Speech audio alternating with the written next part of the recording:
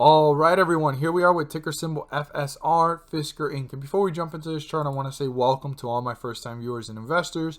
Welcome to my channel, Invest for Tomorrow. To all my subscribers, welcome back, and let's jump into this chart. So, Fisker Inc. has been in a bearish run for quite some time. Obviously, there's been a lot of volatility within the last 2 years, but way back here in 2019/2018, there are some important numbers here as we're seeing this play out, because Fisker was worth about $8 and some change, and also up here around $10, and it broke through it, and then there was another low here of about $8.30 something cents. So that's one of the lowest points, but a little bit closer to the lowest point that we recently reached was $8.73. I'd keep that in mind because that's one of the lows before it continued to run up. And right now, let's look at the lowest points that it reached. So the lowest point that it reached in this bearish run is 880. Super close to what I'm talking about. And you could see that it rose up. It slightly fell. And then it started the real recovery after 893, 894. And it started to run up. And it reached these highs of 1243. So 1243 is one of the most important numbers right now for the bulls. And one of the most important numbers right now for the bears is down here at 895 and 893 range, and then also down here at 880. This is the most important point. This is the lowest that we've seen it from this bullish run and actually falling in a bearish trajectory. So super important to keep an eye on that and keep in mind. But right now we're above the 50-day moving average, which is 1017. Super important number as well. Write that down. As long as we're above it, the bulls are in control. The moment we're below it, the bears are in control. For the bulls to maintain this control, they need to break through resistance and turn it into a support so they can pull away from the 50-day moving average. So our resistance level is 1180. If the bulls are able to break away from the 50-day moving average, turn this resistance into a support, and reach new highs and new resistance levels, the bulls are gaining control and maintaining control by maintaining the momentum in an upward direction to hit new highs and new resistance levels. So super important for the bulls. They need to break through this resistance of 1180 and turn it into a support so they can pull away from the 50-day moving average in an upward direction. So super important for the bulls. On the other hand, we have what the bears want. The bears want to break through the lowest point reached in this bearish trajectory before leveling off, and that lowest point is 1089. If the bears accomplish this, there is still a window between 1089 and 1017 to keep in mind that the bulls can reappear. We're still in bullish territory and bring this back up.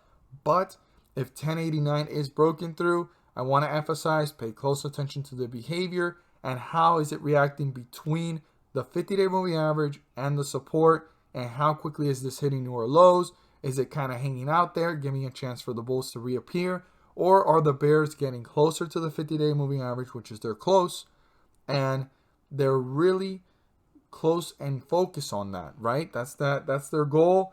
And if they accomplish that, they're going to start to pull away from the resistance, pull away from the current price, pull away from the support, and get back into bearish territory if they can cross the 50-day moving average. As always, I hope that you guys have these cues ready and equipped for tomorrow, and you guys find this video helpful and informative. If you guys do, and you found this worthwhile and feel encouraged or inclined to subscribe, please do so. Don't forget to click on the bell to turn on all notifications and not miss a single video that I post. Share this with your friends and community, and don't forget to hit the like button to let me know you watch this video. And thank you guys for watching, and let's make some money. At the end of this video, there's going to be a pop-up video, and I go into detail about the S&P 500 index and how it's been rising up several points on scheduled dates. What happens on those scheduled dates, which are the dates that I circled here on the chart and we're going to see for ourselves? Well, the S&P 500 index rises up several points, and by doing so, they're bringing up several ticker symbols, not all of them, but most of them, up with them. And these ticker symbols are rising up 30 cents to $3 per share. And I know it doesn't sound like a lot, but per share, that does add up. And one thing I am really big on is profits. If you put $1 into the market and you get out with $2, you've made profits, you've done what the whole purpose of being in the market is for, to maximize profits and minimize losses. And with the Federal Reserve pumping the markets on these scheduled dates, bringing the S&P 500 index up also brings up individual ticker symbols with them. And again, 30 cents to $3 may not sound like a lot of profit per share, but that does add up. And like I say, profits are profits. So we're going to look here at some of the dates so that you guys can see what I talk about in the video. And it's a weekly series. I wouldn't want you guys to miss out on it. Definitely click on the video as it pops up at the end of the video and check it out. But here we are with one of the first pumps in the scheduled dates pumps. So the first one, since the last time that they had released this, they released this on September 14th, and the next one's coming up on October 14th, which is like a week from now. And on the 15th, they scheduled it. And as you can see, this is the 14th, and the 15th is this big green bar, and it rose up. So on the 14th, we were at around 33.84, and it rose up to 34.20. I mean, that's 40 points risen on the S&P 500 index, and that's creating that catalyst for individual ticker symbols to rise up 30 cents to $3. We're going to look at another one here, and the next one was on September 22nd. And here we are on the 21st, after falling from that last pump, and the market had been falling, and you could see that there is volatility on every single day of the market before the dates of the pumps, but on the dates of the pumps are the days that the most green happens, for the most part. Not every time, but for the most part. But on the 21st, which was a Monday, it was rising up, and it rose up to this point here. And the next one was the 22nd. So this is the last 21st candlestick, and this is the first 22nd candlesticks. And we were at 32.70. This one rose up all the way up here to this point right here. This was the last 22nd candlestick to 33.19. I mean, if we go back, we were at 32.70, 33.19. That's almost 50-point jump here for the S&P 500 index. And again, individual ticker symbols rose up with it, and it created that catalyst a little bit before the anticipation, and on that date it rose up. Now on this next pump, which was a little bit different, there was a catalyst formed beforehand, and it rose up to these highs on the 28th of about 33.59. It actually dipped on the date of the next pump, which we see it here, which was on the 29th of September, and the next one was on the 6th, which just happened yesterday, and it actually slightly dipped. Now, not every time is these pumps going to rise up the market like we've seen here by a lot of points, but it still rises it back up or levels it off from hitting newer lows and leveling off the market itself. Because if we look at the previous notes that I did beforehand, it was actually rising up with it. The volatility was there,